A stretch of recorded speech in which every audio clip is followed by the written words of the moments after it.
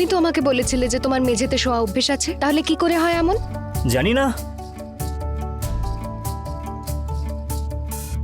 এটাও হতে পারে যে কেউ আমার উপর জাদু করেছে।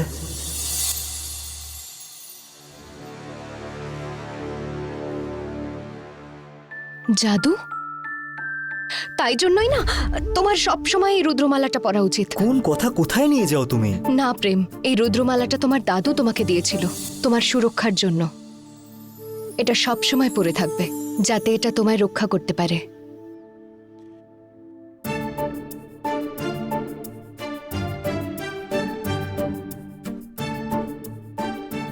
আরে বাবা, ব্যাপারটা তো ভালোই এগিয়েছে। আরে কাকিমা, তুমি ভুল ভাবছো। না না, আমি যেটা বুঝছি ঠিকই বুঝছি। অবশ্য নিচে অনুষ্ঠান শুরু হয়ে গেছে, তাড়াতাড়ি রেডি হয়ে নিচে চলে এসো, বেশি সময় নষ্ট করো না, সব অতিথিরা এসে পড়েছে।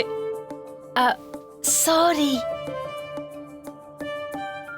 তোমরা না পরের বার থেকে ছিটকিনিটা লাগিয়ে রেখো।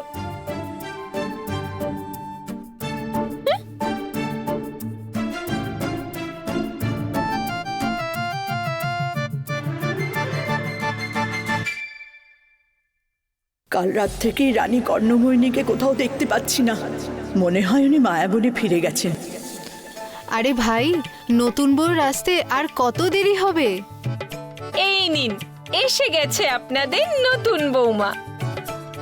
চলো এখানে বসে পড়ো।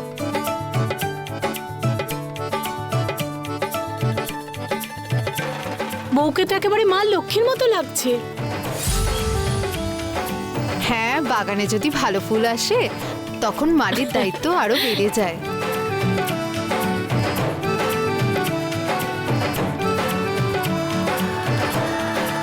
শুধু কি হাসি ঠাট্টাই করবে না নিয়ম পালনও করবে? সেটাই তো দিদি, শুভ কাজে আর দেরি কেন?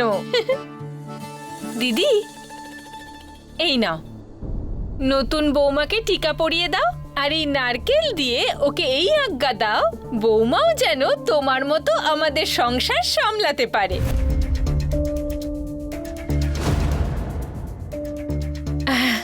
আরে দিদি, চিন্তা করছো কেন? তাড়াতাড়ি নিয়ম পালন করো। এই নাও।